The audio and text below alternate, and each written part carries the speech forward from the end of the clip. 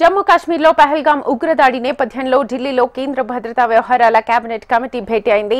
ప్రధాని మోదీ అధ్యక్షతన జరుగుతున్న ఈ సమావేశానికి కేంద్ర మంత్రులు రాజ్నాథ్ సింగ్, అమిత్ షా, జయశంకర్, జాతీయ భద్రతా సలహాదారు అజిత్ దోవల్ హాజరయ్యారు. Pahalgam terror attack counter action plan పై ఈ భేటీలో చర్చిస్తున్నారు. ఇప్పటికే పహల్గాంలో ఉగ్రదాడి జరిగిన ప్రదేశాన్ని కేంద్ర హోంమంత్రి అమిత్ షా పరిశీలించారు.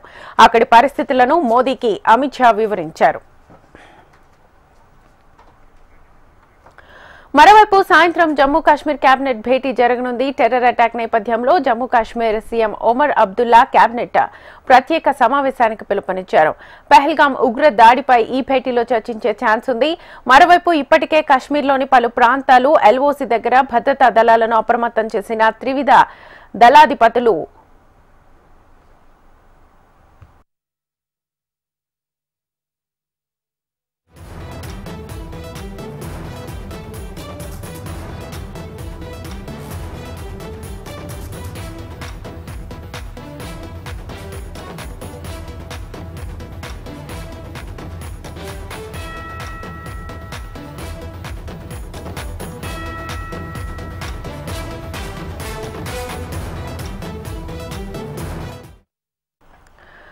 జమ్మూ కాశ్మీర్లో పహల్గాం ఉగ్ర దాడి నేపథ్యంలో ఢిల్లీలో కేంద్ర భద్రతా వ్యవహారాల కేబినెట్ కమిటీ భేటీ అయింది.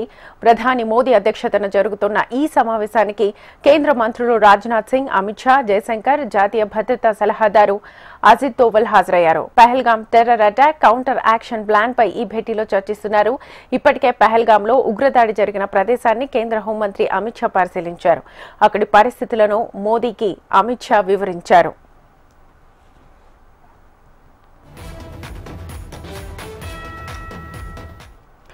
మరోవైపు సాయంత్రం జమ్మూ కాశ్మీర్ కేబినెట్ భేటీ జరగనుంది. టెర్రర్ అటాక్ నేపథ్యంలో జమ్మూ కాశ్మీర్ సీఎం ఒమర్ అబ్దుల్లా కేబినెట్ ప్రత్యేక సమావేశానికి పిలుపునిచ్చారు.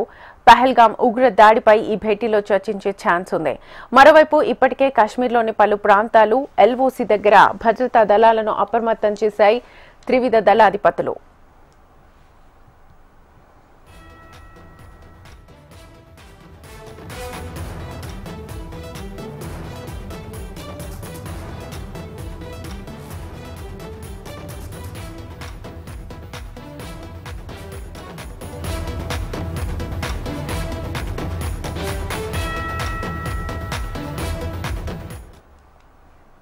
జమ్మూ కాశ్మీర్లో పహల్గాం ఉగ్రదాడి నేపథ్యంలో ఢిల్లీలో కేంద్ర భద్రతా వ్యవహారాల కేబినెట్ కమిటీ భేటీ అయింది.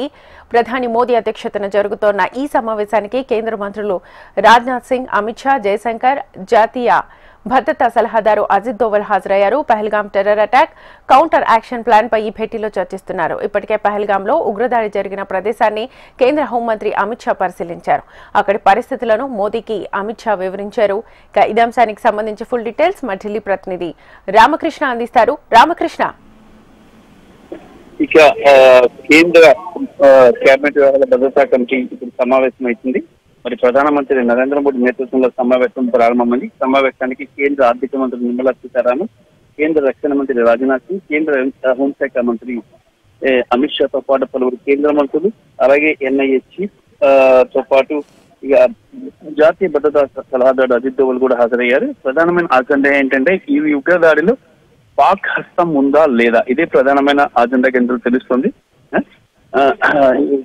మరి ఇక్కడ దాడి జరిగిన తర్వాత అసలు ఏం జరిగింది, దాడి ఎందుకు జరిగింది, ఏం టార్గెట్ గా చేసుకుని దాడి చేశారు, మరి ఈ దాడికి సంబంధించి ఏం జరిగింది అనేది పూర్తిగా వివరాలన్నింటినీ కూడా జాతీయ భద్రతా సలహాదారు అజిత్ దోవల్ ఇక్కడ వచ్చిన కేంద్ర కేబినెట్ కి వివరించబోతున్నారు. కేంద్ర కేబినెట్ మీటింగ్ ఒక ప్రధాన ఉద్దేశం ఏంటంటే పాక్ హస్తం ఉందా, పాక్ హస్తం ఒకవేళ ఉంటే ఏ రకమైన చర్యలు తీసుకోవాలి, లేకపోతే ఏ రకమైన చర్యలు తీసుకోవాలి, మరి నిజంగా ఈ టీఆర్ఎఫ్ ఈ దాడికి పాల్పడితే పరిస్థితి ఏంటి, టీఆర్ఎఫ్ ఎంత హస్తం ఎవరున్నారు, దానికి పాక్ సహాయం ఏ విధంగా ఉంది, ఇవన్నీ కూడా ఈ కోణాలన్నింటిలో కూడా అన్నింటినీ బయటికి వేసుకుంటూ కూడా ముందుకు నడుస్తుంది ఈ సమావేశం. మరి ఈ సమావేశం తర్వాత ఎలాంటి నిర్ణయాలు తీసుకున్నారంటే కేబినెట్ మీటింగ్లో చెప్పే అవకాశం అయితే కనిపిస్తుంది.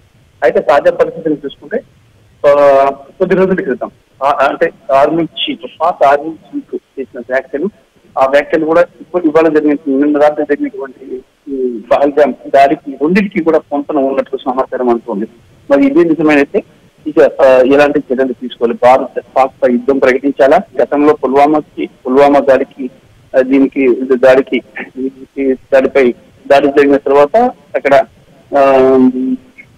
సర్జికల్ స్ట్రైక్ చేశారు. మరి ఈసారి యుద్ధం ప్రకటించే అవకాశాలు ఎక్కువగా ఉంటాయని చెప్పేసి తెలుస్తుంది. ఎందుకంటే ఎక్కువ మంది సివిలియన్స్ ప్రాణాలు కోల్పోయారు. దారుణంగా మతం పేరు చెప్పి మతం పేరు మాట్లాడిన గురించి కాల్చి చంపారు. కాబట్టి ఈసారి యాక్షన్ చాలా క్లియర్ గా ఉంటుందని సమాచారం.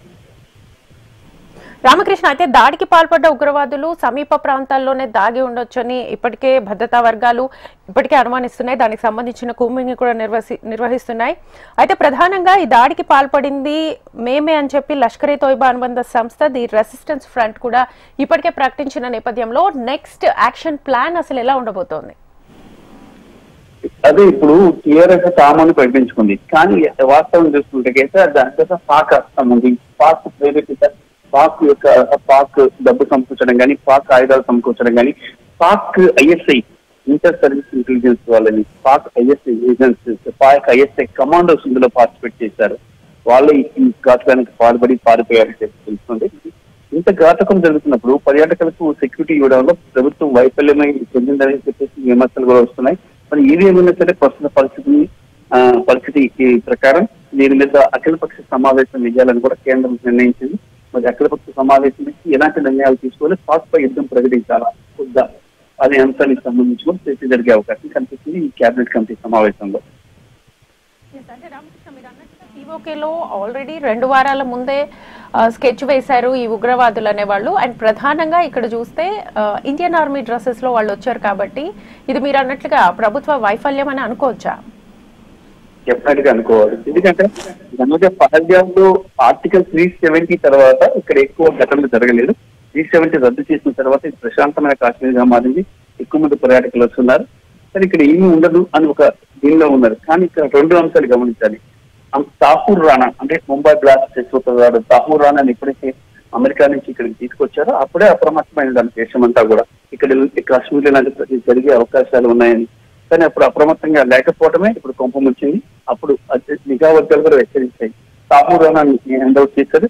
దేశంలో ఎక్కడైనా దాడులు జరిగే అవకాశాలు ఉన్నాయని చెప్పేసి ఆల్రెడీ నిఘా వర్గాలు హెచ్చరించాయి. అది మనం కూడా టీవీలో చెప్పాం.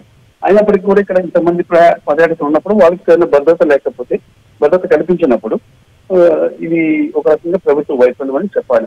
ప్రభుత్వ వైఫల్యమో కాదంటే పక్కన పెడితే భారతీయ పౌరులు 30 మంది చనిపోవడం, విదేశీ పౌరులు 2 చనిపోవడం, దీన్ని చాలా తీవ్రంగా పరిగణించాల్సిన అంశం. అందరూ దేశమంతా ఏక తాటిపై దీన్ని ఖండించాల్సిన అవసరం అయితే ఉంది. అందరూ ఖండిస్తున్నారు. మరి అయితే మాత్రం ఇక్కడ ఇంకా కీలకమైన అంశం ఏంటంటే ఈ పాక్ పై యుద్ధం ఉంటుందా ఉండదా, ఇది ప్రతి ఒక్కరి మైండ్ లో ఉండే అంశం. ఇది పాక్ పై యుద్ధం చేసి పాక్ని సర్వనాశనం చేస్తే తప్ప ఈ ముష్కర్లకు ఇలాంటి ఆవాసాలు ఇచ్చి, ముష్కర్లకు డబ్బులు ఇచ్చి వాళ్ళు పెంచి పోషిస్తున్న ఉగ్రవాదాన్ని, ఈ ఉగ్రవాదం దేశవ్యాప్తంగా కాదు ప్రపంచవ్యాప్తంగా అన్ని దేశాలకి ఉంది. కాబట్టి పాక్ పై గట్టి చర్యలు తీసుకోవాలనేది ప్రధానంగా వినిపిస్తున్న demand. Right Ramakrishna, thank you.